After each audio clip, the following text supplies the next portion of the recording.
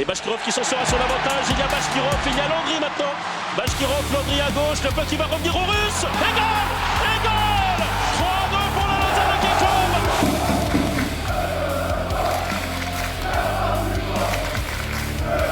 Le virage, le podcast du sport lausannois. Et salut à toutes et à tous, bienvenue dans le Virage, le podcast du sport lausannois. Deuxième épisode aujourd'hui avec un épisode qui se veut déjà être un petit peu spécial parce que, comme je l'avais annoncé, si vous étiez là lors du tout premier épisode, j'aimerais faire un petit épisode spécial qui vous explique un peu la genèse du projet. Voilà, simplement, parce que moi, quand je fais des choses, j'aime bien un petit peu toujours expliquer le fond, du pourquoi, du comment. Donc voilà, qui je suis sans trop parler de moi, ne vous inquiétez pas, mais aussi d'où ça sort, quelle est la réflexion autour de ce projet, pourquoi est-ce que je mets ça en place, quel est le but, où est-ce que j'ai envie d'aller, comment je vois les choses d'évolution, quel rôle peut jouer la communauté là-dedans. Voilà, j'ai envie de vous expliquer ça aujourd'hui, et puis c'est un petit épisode qui pourrait être écouté plus tard, à tout moment. Si vous prenez le virage au vol, et que voilà, vous trouvez qu'un épisode est sympa et que vous dites tiens, je découvre ça à l'instant, mais d'où ça sort tout ça, eh bien l'objectif ce sera de revenir sur cet épisode peut-être plus tard pour voilà, tout simplement savoir d'où ça sort, et ça peut être écouté à tout moment. Mais il y a eu beaucoup d'infos qui sont tombées sur le Lausanne Sport depuis la dernière fois qu'on s'est parlé. Évidemment, il fallait que j'aille dans une direction, et puis moins de 24 heures après, la réalité est tout autre. Donc le but c'est aussi de se mettre à jour aujourd'hui avec ça. Donc on va commencer par ça, comme ça les infos purement sportives sont données, et puis ça nous permettra aussi d'être à jour pour le prochain épisode qui aura lieu la semaine prochaine après le match face au FC Bâle qui a lieu lui samedi à 18h. Et puis une fois que tout ça est mis à jour avec l'aspect purement sportif, eh ben, on passera comme promis à cette partie un peu spéciale qui vous explique les origines du projet. Allez, c'est parti! Alors pour tous ceux qui n'étaient pas là lors du premier épisode, je fais un très bref résumé de tout ce qui a été dit, à savoir que c'était difficile, selon moi, pour les fans du LS de se réjouir de la nouvelle saison qui approche, parce que voilà, on ne savait pas en termes de transfert dans quelle direction ça allait partir. Difficile de se faire une image de cette équipe, sachant qu'au mois de septembre, ce serait certainement plus la même qu'aujourd'hui. Il y a eu jusqu'ici peu de mouvements, donc c'était difficile voilà, de rentrer dans cette saison après le match contre Getse, en se disant youpi, retour du Lausanne Sport, si on n'a pas une idée claire de l'effectif. Donc voilà, c'est un petit peu une critique que j'adressais à ce Lausanne Sport et qui est partagée d'ailleurs par beaucoup de suiveurs du club. Et puis il y avait aussi une grosse critique émise contre Conrad de la Fuente après son entrée lors du premier match, où on disait clairement que le bonhomme il n'avait pas vraiment assuré, et qu'après son prêt de longue durée en Espagne, on n'était pas franchement très content, c'est le moins qu'on puisse dire, de le retrouver dans ces conditions-là.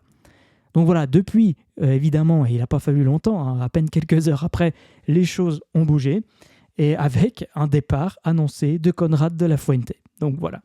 Donc c'est quand même quelque part qu'on avait vu juste, et puis bien évidemment, les suiveurs et les dirigeants du Lausanne Sport n'ont pas attendu mon podcast, et ça c'est bien clair, pour s'en rendre compte aussi. Et donc maintenant c'est confirmé, le joueur américain s'en va en D2 espagnol, justement, à Gijón cette fois, où cette fois, ce n'est plus un prêt, donc c'est un départ définitif du Lausanne Sport pour ce joueur qui, avait un joli potentiel à une certaine époque. On l'a aussi dit sur le podcast précédent, mais qui s'en va sans avoir montré son potentiel en fait pendant toutes ces années passées ici. Et voilà, c'est un peu difficile et triste à le dire, mais je pense qu'il n'y a pas beaucoup de gens qui vont le regretter du côté de la Tuilière. Donc voilà, on lui souhaite quand même bon vent, bonne chance pour la suite de sa carrière. Merci quand même pour ce qu'il a apporté au Lausanne Sport pendant son engagement ici. Mais voilà, un premier mouvement qui allait un petit peu dans le sens de ce qu'on avait observé, et qui prouve justement que du football suisse entre juillet et août, il en restera probablement plus grand-chose au mois de septembre. Voilà, bon, ça c'était pour le rang des départs. Et puis au niveau des arrivées, on a entendu dire dans un premier temps qu'un certain Thomas Cordier du PSG allait débarquer chez nous. C'est une forte rumeur, il y a beaucoup de bruit là autour, c'est toujours pas confirmé, mais le jeune, il a 20 ans, il a joué en catégorie des moins de 23 ans, il a été capitaine du PSG en Youth League l'année dernière. Il a pu découvrir d'ailleurs la Tuilière, puisque les matchs s'étaient joués dans le stade lausannois. C'est un latéral gauche et qui aurait le profil parfait pour remplacer Fofana après son départ du côté d'Auxerre. Donc voilà, c'est une belle piste, ce serait un sacré coup, et je crois qu'on peut dire que si ça se concrétise, ça va dans la direction espérée lors du dernier épisode, et que là, on commence à voir des choses intéressantes. Voilà. Mais on ne va pas s'exprimer plus que ça, parce que ça reste une rumeur au stade actuel. Il y a une autre arrivée, qui cette fois n'est pas une rumeur, mais une vraie arrivée, c'est celle de Tyler Frederickson, défenseur central de 21 ans, qui a signé jusqu'en 2029 en provenance de Manchester United. Donc ça, c'est une belle signature, ça met à profit aussi le partenariat Ineos. Alors on ne peut pas vraiment parler de partenariat pur et dur, mais voilà, c'est la maison Ineos qui se rend service finalement. Le jeune, il a joué 4 rencontres déjà de Première Ligue, dont 2 où il a été titulaire. Donc c'est quand même qu'à un moment donné, on lui a fait confiance quand même dans la meilleure ligue du monde, n'ayons pas peur des mots. Et voilà, aujourd'hui, il débarque chez nous pour à peu près 3 millions. Il n'y a pas de valeur, mais selon un article, je crois que j'ai lu ça dans Blick, selon Transfermarkt, le transfert est estimé à 3 millions. C'est une jolie acquisition, ce n'est pas un prêt, c'est vraiment une vente. Le Lausanne Sport a acheté un joueur, je crois qu'on peut presque applaudir les dirigeants pour ça. C'est un joueur qui a été blessé quand même, il faut le dire, la saison dernière. Donc il est peut-être ici, il est sûrement ici pour se relancer. C'est pas parce que c'est un achat avec un contrat de 3 ans qu'il va forcément faire toute la durée de ce contrat ici. Moi, j'ai un peu le sentiment que voilà, ça parle de Manchester United, qui est quand même un club, c'est la même maison. S'il explose, c'est fort possible qu'il fasse le chemin inverse très rapidement. Mais on n'en est pas là. C'est un joueur qui est visiblement déjà arrivé à Lausanne et qui a déjà joué, qui s'est déjà entraîné avec le groupe. Donc on pourrait le voir sur le terrain dès ce week-end face à Bâle. J'ai envie de dire, a priori, c'est une excellente opération. Et ça fait quand même 2 bonnes nouvelles là, qui viennent un petit peu contredire tout ce qu'on a dit lors du premier épisode. Mais voilà, on l'avait dit, on aimerait voir dans quelle direction ça va aller. Et pour l'instant, quand on voit ces noms, quand on voit ces potentielles arrivées, c'est exactement la direction qu'on aimerait voir, parce que ça nous permet de nous réjouir, ça nous permet de nous dire que waouh, quand même, quoi, il y a quelque chose qui est en train de se passer avec ce Lausanne Sport-là, et que peut-être, cette saison, on va pouvoir juste découvrir des nouveaux talents qui ne vont pas juste rester le temps d'un prêt, mais qui vont rester chez nous le temps d'un cycle intéressant où le club peut évoluer. Donc voilà, ça c'est des bonnes nouvelles. Il y a une autre rumeur à prendre cette fois-ci avec des pincettes qui concerne le jeune Marocain Hossam Essadak, 20 ans, international U23, milieu de terrain qui viendrait de l'Union Touarega au Maroc. Alors là, je l'ai vu passer à plusieurs reprises sur les réseaux, donc je pense que c'est une piste qui mérite d'être soulignée aujourd'hui. Mais c'est qu'une piste, il n'y a rien de confirmé. Voilà, donc le LS serait sur lui. Maintenant, ça montre surtout que le Lausanne Sport est actif sur le marché des transferts. Et de ce point de vue-là, nous, ça nous réjouit beaucoup, parce que ça vient un petit peu bousculer, encore une fois, ce qu'on a dit à l'épisode précédent. Et puis, pour être tout à fait complet, il faut encore mentionner qu'il y a 3 autres informations qui sont passées sur les réseaux, avec notamment Ethan Bruchet et Escar Renovales, tous les deux 18 ans, qui devraient découvrir un nouveau club cette saison en prêt. Ce qui serait tout à fait, je pense, avantageux pour eux, parce qu'on a vu ces joueurs avec certaines qualités ces dernières saisons aussi. Donc, si ça peut créer du temps de jeu pour ces jeunes joueurs, pourquoi pas. C'est aussi le cas pour le jeune Meka Okuka, qui s'en va du côté d'Yverdon Sport, milieu défensif de 23 ans, qui a signé là-bas un contrat jusqu'en 2028, qui était prêté à Nyon la saison dernière. Et puis, on apprend aussi que Darko Leccer, lui, est prêté au FC Bavois, l'attaquant de 20 ans qui, chez les moins de 21, avait marqué 4 buts en 17 matchs l'année dernière. Donc voilà aussi un nouveau club, un nouveau prêt pour lui et donc pour le Lausanne Sport. Donc voilà ce qu'on pouvait dire au niveau des mouvements qui ont été annoncés ces derniers jours. Le but, c'est de vous faire participer aussi, je l'ai dit dans le premier épisode. Donc, donnez-moi votre avis, tout simplement. Si vous pouvez me dire en commentaire ce que vous en pensez, qu'est-ce que ça vous inspire, est-ce que c'est plutôt réjouissant ? Moi, je suis plutôt de cet avis-là, vous l'avez compris. Mais est-ce que finalement, je ne suis pas un peu en train de m'emballer? Et puis, jusqu'où il faut aller pour qu'on retrouve un peu aussi une confiance, nous, supporters? Voilà, ça va peut-être pas se faire comme ça. Donc, dites-moi ce que vous en pensez en commentaire. Quelles seraient les pistes, selon vous, que le LS pourrait envisager avec le Mercato? Tout ça, je le lirai avec plaisir et puis je vous en ferai part dans le prochain épisode. Mais pour l'heure, comme promis en début d'épisode, on va s'intéresser un petit peu plus à ce qui entoure le projet, à ce qui entoure le virage, le podcast du sport lausannois. D'où est-ce que ça sort? Qui je suis? Je vais essayer de me présenter un petit peu. On va parler un petit peu de tout ça dans la seconde partie de cet épisode. Alors, il n'y a plus qu'à y aller. Let's go, c'est parti!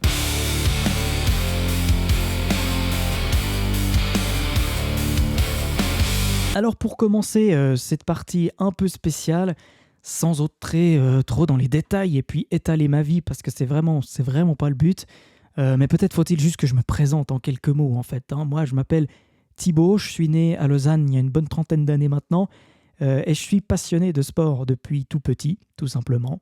J'ai vu mon premier match du LS en 2002 je crois.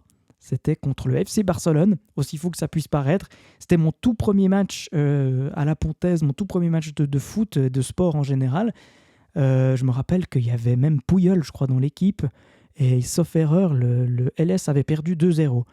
Donc, ouais, je me rappelle encore de cette excitation quand j'allais au stade. Tout le monde m'avait dit, ouais, ça va être génial et tout. Et de voir ces immenses spots du stade qui éclairaient ce terrain. Enfin, moi, j'avais l'impression d'être à Wembley, quoi. C'était un truc de fou. Mais étonnamment, même si j'aimais beaucoup le foot à cette époque, ça devait être à l'époque de la Coupe du Monde 2002, donc j'avais découvert en fait le football avec ça, la Coupe du Monde 2002, le Brésil, tout ça. Le virus foot m'a pas vraiment pris tout de suite en fait. Moi, je suis devenu un peu plus Lausanne Hockey Club, voire même carrément plus, parce que j'ai vu mon tout premier match à Malais, ça devait être contre le HC Lugano, soit la même année, soit juste après. J'ai encore des photos quelque part, mais c'était 2002-2003 par là. Et en fait, en allant à Malais, ça a été vraiment le début d'une immense histoire d'amour avec le LHC, qui est vraiment devenu à jamais mon club de cœur, en fait, à travers des légendes comme Andrei Bashkirov. C'est pour ça que je le mets dans le générique. Si vous avez écouté le générique, il y a son nom. Serge Poudrier ou Dimitri Chamolin. C'était une époque comme ça où finalement, moi aujourd'hui, je vous l'ai dit, j'ai qu'une trentaine d'années, donc par rapport à d'autres, je suis plutôt, on va dire, encore un jeune supporter, mais je m'y suis mis assez vite et en fait, par rapport à d'autres, je me rends compte que je suis un assez vieux supporter parce que j'ai des noms en tête qui nous renvoient à une époque vraiment très très lointaine, complètement différente par rapport à l'équipe du LHC aujourd'hui. Alors que voilà, le LS, voilà, de son côté, m'a toujours séduit, mais ça a mis plus de temps. Ça a mis plus de temps et puis je dirais il y a une première étincelle quand il s'était qualifié pour l'Europa League en 2010 où là j'ai eu un petit regain d'intérêt pour le LS et puis après définitivement en fait j'ai eu beaucoup plus de plaisir à les suivre une fois qu'ils sont passés à la Tuilière. Et dès qu'ils sont passés à la Tuilière, là je suis vraiment devenu spectateur régulier. Alors au LHC à la Vaudoise Arena je suis abonné depuis de nombreuses années. Pendant longtemps j'y allais souvent et là voilà, le LS j'y vais aussi très régulièrement. Mais je dirais que le facteur stade de la Tuilière, même si ce stade n'est pas parfait, ça m'a quand même bien ouvert à suivre ce club. Et comme je l'ai dit aussi dans le premier épisode, je trouve que le club est très fort au niveau marketing, au niveau merchandising, pour nous proposer des choses qui nous donnent envie d'aller au stade, quoi, simplement. Voilà. Je trouve qu'on ne va pas comparer, parce que ce n'est pas le but, mais la Vaudoise Arena, elle est magnifique, c'est vraiment un très bel écran. Mais c'est un petit peu morne, je trouve, dehors quand on arrive. Et puis, le stade de la Tuilière, il a ses défauts. C'est un petit stade, ils auraient pu viser plus grand. Mais je trouve cette esplanade avec le G-Bar et puis l'ambiance d'avant-match est vraiment sympa à la Tuilière. Et ça donne vraiment envie d'aller un petit peu en avance au stade, d'aller voir les gens qui arrivent, de boire une bière. Voilà. Ça fait partie de l'ambiance foot du LS que j'aime vraiment beaucoup depuis quelques années. Même si, évidemment, l'ambiance des grands soirs à Malais, vous l'aurez compris, ça a une place particulière dans mon cœur. Donc, vous l'avez compris, moi j'ai pas mal d'anecdotes à vous partager, et puis c'est le but aussi de ce podcast, c'est vous partager ma passion. Mais voilà, on va garder un peu ça au frais pour les différents épisodes. Le but aujourd'hui, encore une fois, c'est de vous présenter les grandes lignes de ce projet. Donc, voilà, petit à petit, moi, j'ai grandi à Lausanne, ou disons dans la région lausannoise, et puis j'ai gardé cet amour pour les clubs de ma ville, un amour pour Lausanne aussi, qui va véritablement au-delà du sport d'ailleurs, sans être un patriote bêta, vraiment, c'est pas le but. Mais moi, j'aime bien ma ville, parce que c'est tout simplement le théâtre de mon quotidien. Je la vois comme une sorte de confidente avec qui je passe beaucoup de temps, et puis voilà, qui m'énerve aussi parfois autant que je l'aime. Donc voilà, j'ai cette passion de Lausanne, des clubs sportifs de ma ville, mais aussi du sport en général, parce que voilà, pour l'anecdote, moi j'aime aussi le foot anglais, et puis particulièrement Arsenal. J'aime aussi d'autres sports, j'adore le cyclisme, je suis vraiment un suiveur du Tour de France chaque été.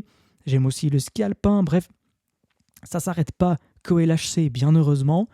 Mais du coup, voilà, quand il a fallu m'orienter vers un métier, j'ai naturellement dévié petit à petit vers le journalisme, sans suivre une voie toute tracée, en fait. En parallèle de mes études, moi, j'ai d'abord commencé dans la radio étudiante Fréquence Banane, et puis ensuite, je suis passé chez Rouge FM quelque temps, et puis enfin, c'est surtout chez Blick, où là, j'ai participé au lancement de la version romande pendant 4 ans, à l'actualité d'abord, et puis au sport, où j'ai bossé pendant 1 an. Voilà, j'ai eu mon diplôme du CFJM, mon diplôme de journaliste en même temps, en 2024. Et puis voilà, désormais, je suis dans un entre-deux où j'ai envie d'avancer un petit peu comme je peux, et puis de lancer ce podcast qui se veut à la fois un podcast dédié aux fans lausannois, parce qu'avant tout, c'est ça, mais voilà, en apportant aussi cette touche de rigueur journalistique honnête et enrichissante, parce que c'est aussi mon métier. Donc, je suis pas là vraiment pour être un... C'est pas dans ce podcast, si c'est ça que vous attendez, que je vais aller gueuler contre les arbitres en disant que tous les arbitres sont des salauds, en disant que la Ligue favorise les Suisses allemands, en disant que les Genevois, de toute façon, ils font tout mal. Enfin, c'est pas du tout mon objectif. Moi, je suis ici pour parler des clubs que j'aime, mais avec ce regard critique, parce que je pense que, voilà, entre personnes passionnées et intelligentes, c'est ça qu'il faut faire, quoi, tout simplement. Voilà, et je trouve parfois... mais à contrario, pour prendre le parti inverse, je trouve aussi que l'impartialité totale, ça rend aussi certains contenus un peu trop lisses, quoi, dans le monde du sport. Ça, je l'ai constaté en étant journaliste. Le sport, c'est de la passion, c'est forcément subjectif, et c'est important dans la vie des gens, mais c'est très vite relégué au second plan quand il y a des événements beaucoup plus importants.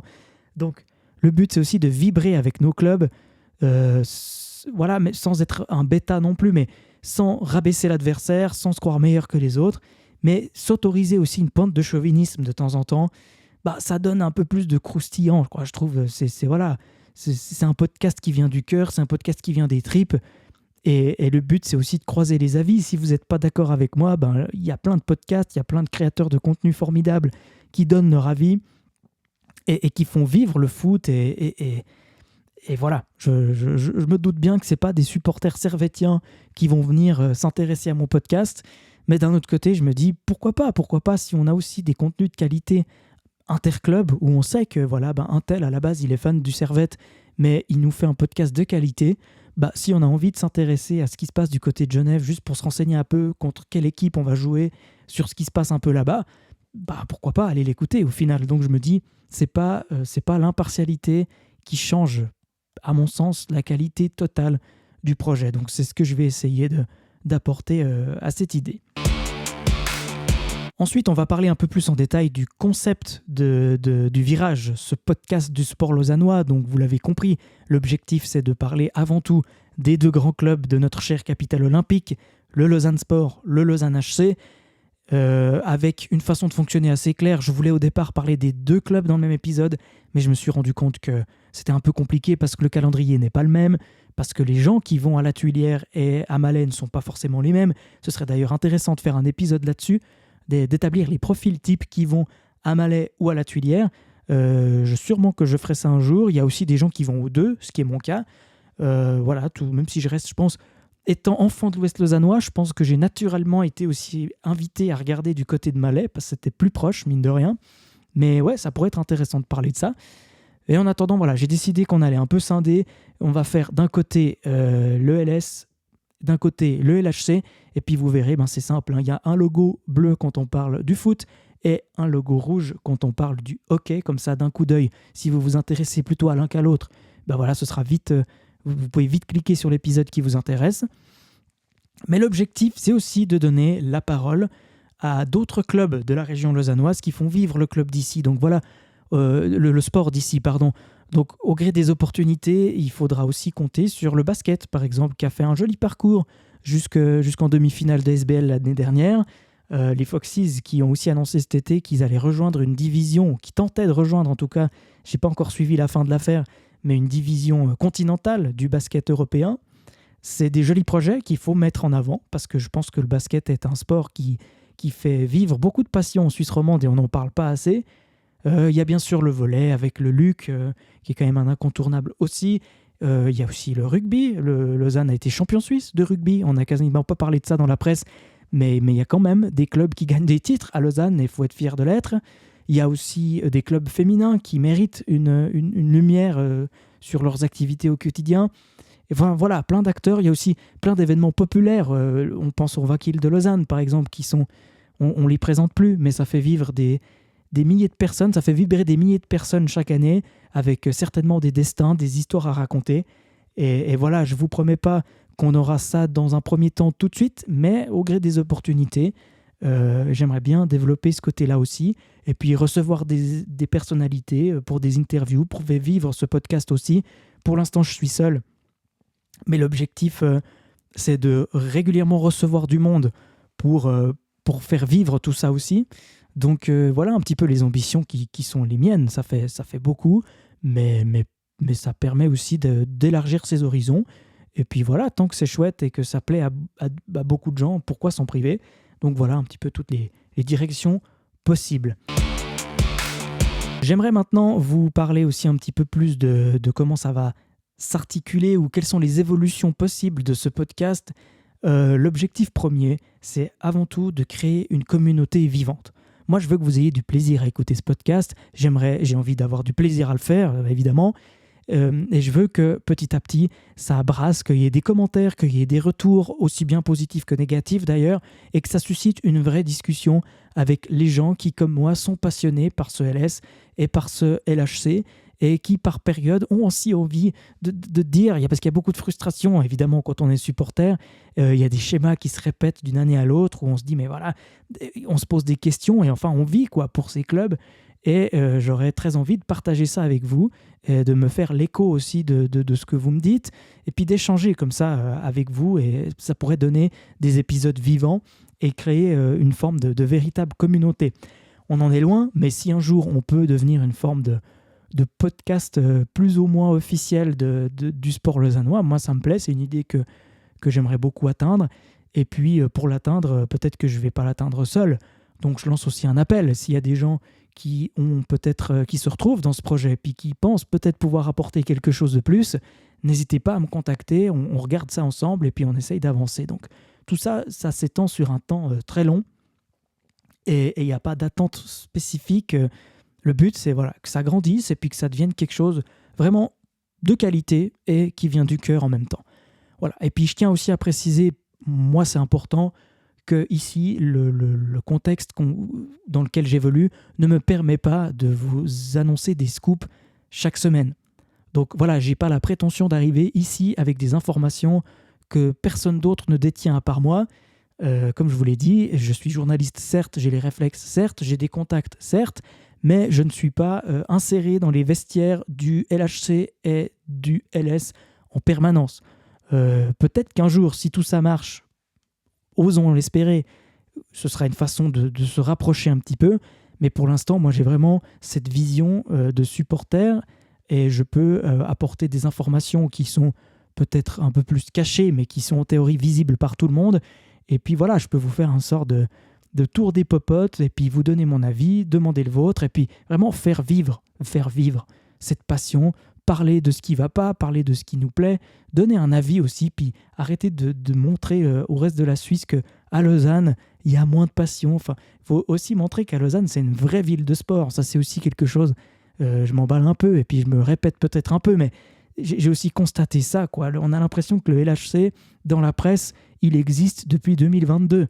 Où on dit « Ah oui, mais Malais c'est plein parce qu'il y a eu 2 finales de suite et puis il y a eu un nouvel engouement. » Alors oui, c'est vrai, il y a plein de jeunes supporters à Malais. Il y a une nouvelle génération qui se crée avec ces finales et c'est merveilleux. Mais je veux dire, moi j'ai vu des matchs d'une ferveur incroyable à Malais il y a bientôt 20 ans de ça. Donc c'est pas nouveau.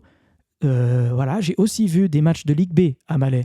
Dans un vieux mardi soir contre Grasshopper avec 2000 personnes. Ça, j'ai vu aussi, c'est vrai. Mais j'ai aussi vu des derbys incroyables contre la Chaux-de-Fonds, des matchs, c'était d'une folie. Et la Ligue B, enfin, je me rappelle, je veux pas la regretter non plus. Mais je veux dire, la ferveur, ça date pas d'hier et ça date pas de la Vaudoise Arena. Voilà. Et je dis ça aussi parce que on parle aussi beaucoup de Gauthieron. Ils méritent, avec le titre qu'ils ont vécu cette année, que la lumière soit braquée sur eux. Ça, c'est une certitude. Mais je pense qu'à Lausanne, il y a une vraie ferveur pour le sport depuis longtemps et on est beaucoup à le penser. Et je pense d'avoir un espace où on peut s'exprimer là-dessus et d'arrêter de juste lire les articles de presse où des fois on a l'impression que le LHC a été fondé hier, quoi, puis que l'histoire du LHC s'arrête à la finale. Voilà, certes, on n'a pas de titre, certes, je pense qu'on est très très mal placé pour aller se gosser ailleurs en Suisse de ce qu'on a dans l'armoire à trophées, mais on a quand même des souvenirs. Moi, j'ai des souvenirs de la promotion, et puis je pense que c'est pareil pour les gens qui sont plus âgés, qui ont vécu les promotions d'avant, où au final, l'émotion qu'on a vécue ces soirs-là, c'est égal à un titre, finalement. Alors peut-être que je vous dirai l'inverse le jour où on gagne le titre, mais en tout cas, il y a des belles choses à raconter, et j'ai vraiment envie de me faire l'écho de ça, de cet esprit de passion et de supporterisme qu'on a à Lausanne depuis longtemps. Et puis le Lausanne Sport aussi, c'est pareil, même si l'affluence est un peu décevante, même si voilà, c'est un club, évidemment, où c'est plus compliqué d'amener des gens à la Tuilière et aussi à la Pontaise à l'époque, on le sait, mais c'est aussi un club avec une histoire riche, avec des titres cette fois, où vraiment il y a une vraie tradition de football à Lausanne, et c'est un club vénérable et respectable, le LS, et voilà, des fois ça fait du bien. Comme j'ai dit, de temps en temps, il y aura des petits moments de chauvinisme, là c'en était un, et puis voilà, il n'y a pas de mal à ça. Puisqu'on touche du doigt le traitement médiatique des clubs lausannois, j'aimerais en parler, puis ce sera la dernière chose que je vais développer pour expliquer un petit peu la genèse de ce projet, parce que ça rentre complètement en ligne de compte, de façon un peu plus sérieuse. Moi, dans les quelques années où j'ai pu exercer dans la presse, je me suis rendu compte, parce que je suis allé quelques fois aux quatre coins de la Suisse pour suivre du hockey, notamment des matchs du LHC, notamment des matchs du LS, et j'ai toujours vu, quand il y avait une équipe romande, quand j'allais couvrir une équipe romande, je voyais toujours un journaliste de l'équipe en question, au moins un. Il y avait, si vous alliez voir un match de Servette à l'autre bout de la Suisse, il y avait au moins des journalistes qui étaient plutôt, d'ailleurs à Genève, ils ont pas mal de médias faits par des fans, et il y avait toujours des fans qui étaient là, des journalistes pour couvrir le club. Pareil avec Bienne, j'ai vu ça avec Bienne, j'ai vu ça avec Ajoie.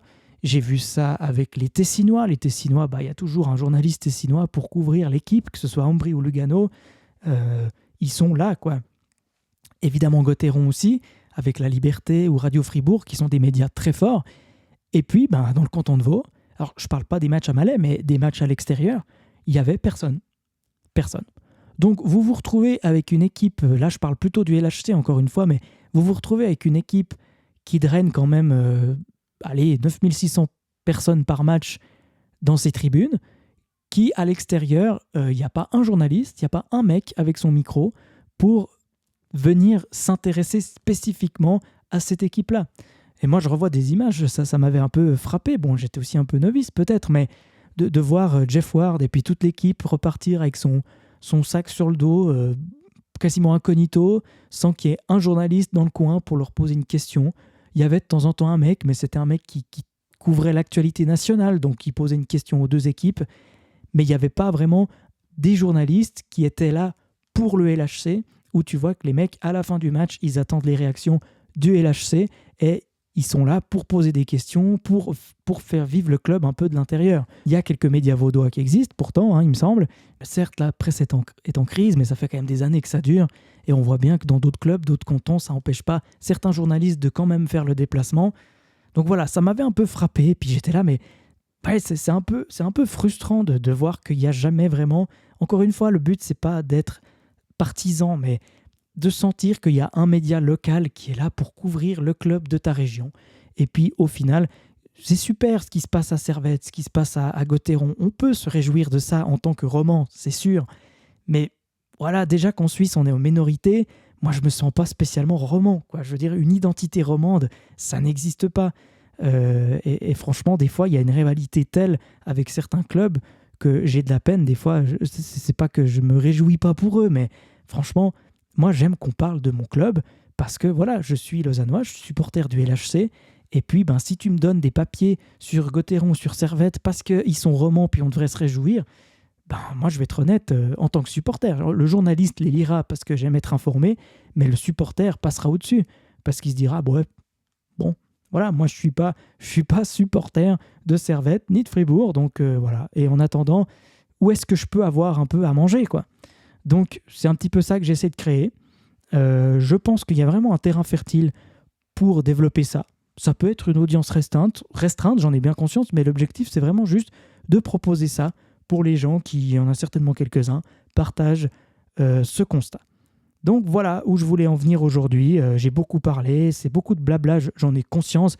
C'était vraiment juste pour me présenter, pour vous expliquer d'où ça sort, pour faire connaissance aussi tout simplement, puis pour vous dire encore une fois que moi je suis tout à fait ouvert à vos retours, que ce soit pour des participations actives à ce podcast ou juste des questions, des échanges par commentaire comme ça, où moi ça me ferait grand plaisir d'avoir vos retours.